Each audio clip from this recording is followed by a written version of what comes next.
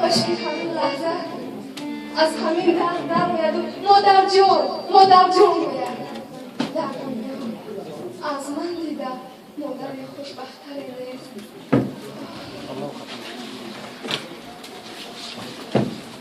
سلام مادر جان. سلام مادر جان. مادر جان مهربانم. سرکی من. مادر جان.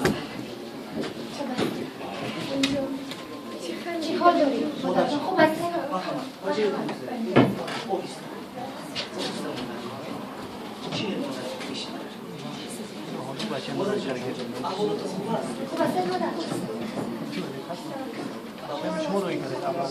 برای چی از من خفا میشوید مادر جان؟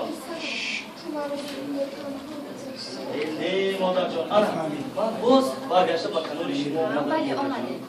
مادر جان میدونید چیه؟ من برای شما یک تحفه آوردم از خارجه. بازید مادر جان، یک دقیقه. انا مادر جان، من برای شما از خارجه کرته آوردم. ها مردک؟ چرا از من یک دهان نپرسیده به مادرتون تحفه گرفته؟ خب کن، آخر این مادری من است. در نزد مادرم چون گپ نزن. این مادرت باشد من چی؟ من همسرتم چی بشه که یک دهان بفرستی؟ اما تو گفتم خب کن، چی تو مادر نداری مگر؟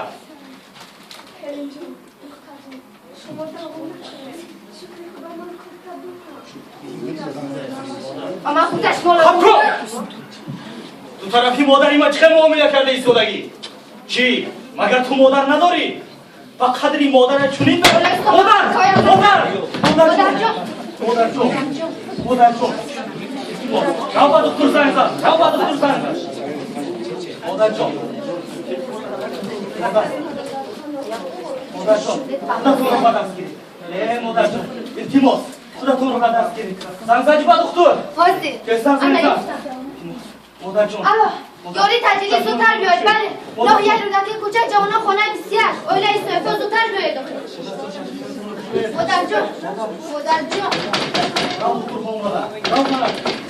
بیاید بله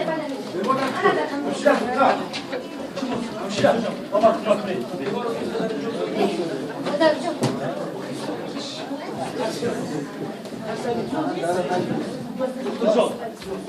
جان کمک کنید